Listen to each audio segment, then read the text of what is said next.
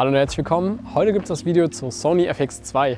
Mit dabei ist der Matthew, der gerade hinter der Kamera steht und der außerdem auch vor der Kamera steht in diesem Video.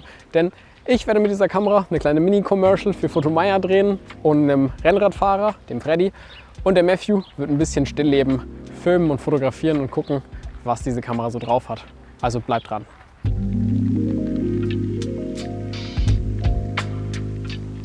So, ich erkläre euch mal ganz kurz, was ich vorhabe. Und zwar, als ich die Kamera gesehen habe, habe ich mir überlegt, was ich machen will. Und ich wollte irgendwie so ein cooles Video machen, aber andererseits wollte ich auch testen, was geht mit der Kamera und wie performen verschiedene Objektive. Deshalb habe ich mir eine größere Bandweite von Objektiven eingepackt und mir ein kleines Konzept geschrieben, was ich machen will. Und zwar so einen kleinen Werbespot zusammen mit einem Rennradfahrer, der quasi zu Photomaya fährt.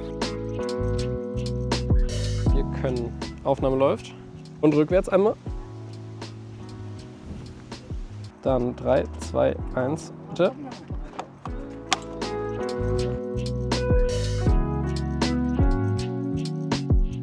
So, wir haben jetzt die ersten Aufnahmen mit der Kamera gemacht. Bisher ist mein Eindruck auf jeden Fall sehr positiv.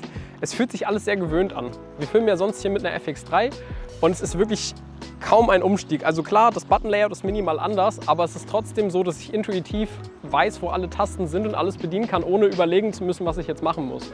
Das ist natürlich einfach für mich super angenehm. Außerdem habe ich ein paar Aufnahmen gemacht, wo ich auf jeden Fall gleich im Edit sehr gespannt bin, wie der Dynamikumfang der Kamera wirklich ist. Von der FX3 bin ich gewohnt, dass das problemlos funktioniert. Bei der bin ich jetzt mal gespannt, aber ich glaube, das wird sehr gut.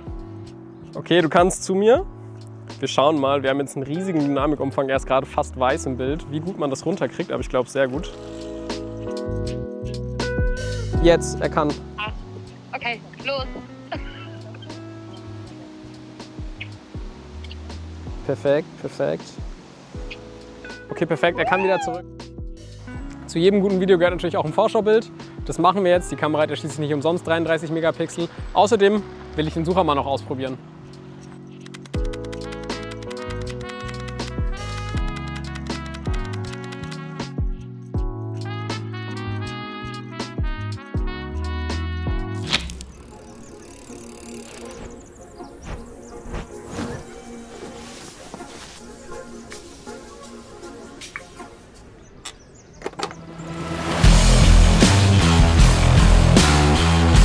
Sehr gut.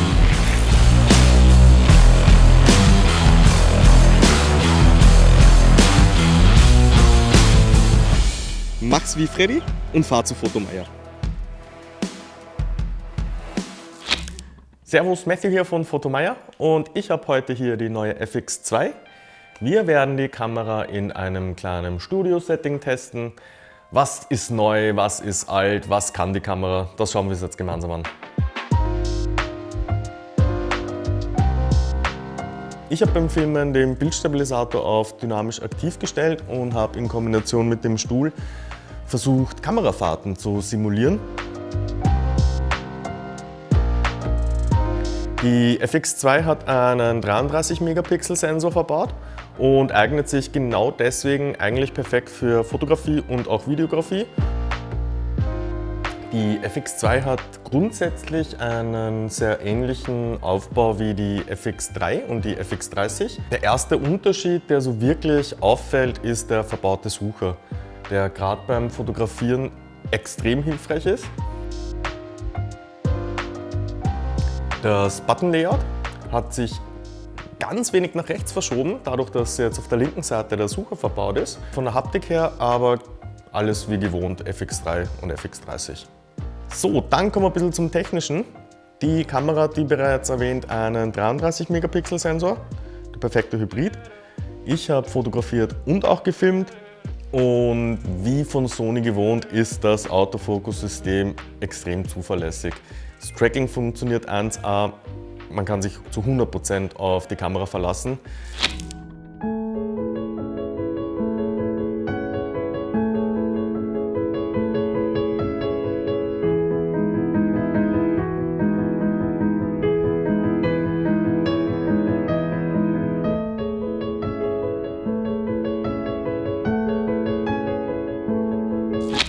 So, dann sind wir jetzt hier auch beim Fazit. Wir haben uns jetzt hier mal zu zweit hingesetzt, haben jetzt ein bisschen mit der Kamera gearbeitet, konnten uns auch schon Endergebnisse angucken. Das heißt, wir haben einmal Sicht aus Post, aber auch nach dem Dreh direkt.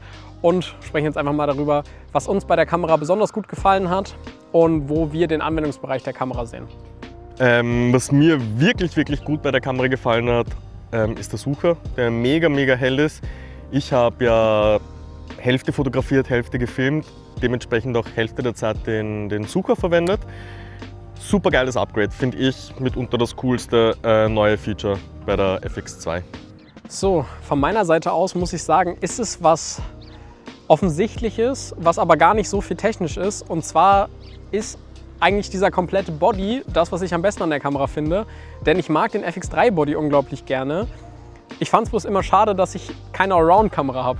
Also ich hatte halt immer die Wahl, ob ich nehme eine Fotokamera wie eine A7 IV oder eine Videokamera wie halt die FX3, um diesen Body zu kriegen. Aber ich konnte mit der dann immer nicht auf dem Level fotografieren, wie ich es eigentlich mit so einer Allround-Kamera möchte. Und jetzt habe ich halt the best of both worlds so mäßig. Ich mag den Body. Ich liebe vor allem diese 2 Anschlüsse hier, die sind wirklich unglaublich praktisch. Das ist, glaube ich, so mein Highlight. Und dass ich halt weiß, dass ich eine Kamera habe, die auf jeden Fall alles kann, was ich im regulären Alltag brauche, wenn ich alleine arbeite oder mit 3-Mann-Produktion. Ich glaube, das fasst eigentlich so ein bisschen den Anwendungszweck der Kamera sehr gut zusammen. Es ist eine Kamera, mit der man sowohl Foto als auch Video machen könnte. Matthew hat ja Foto sehr gut getestet, kann da ja noch mal zu was sagen? Ja, also fotografisch, wie man es aus der A7 IV kennt, super Bildqualität, aber wie Julian schon erwähnt hat, eben im wahnsinnig kompakten und auch haptisch sehr ergonomischen FX3 Body. Genau, und von meiner Seite aus Videosicht mehr als ausreichend unglaublich gut. Ihr habt die Ergebnisse ja gesehen. Da kann man wirklich einfach nichts zu sagen, außer super schönes Gerät. Naja gut, ich würde sagen, dann sind wir jetzt schon wieder beim Ende des Videos. Wir würden uns natürlich wie immer freuen, wenn ihr uns ein Like gebt, wenn euch das Video gefallen hat, was in die Kommentare schreibt oder bei uns im Laden am Viktoria-Luise-Platz in Berlin-Schöneberg vorbeikommt. Servus und bis bald!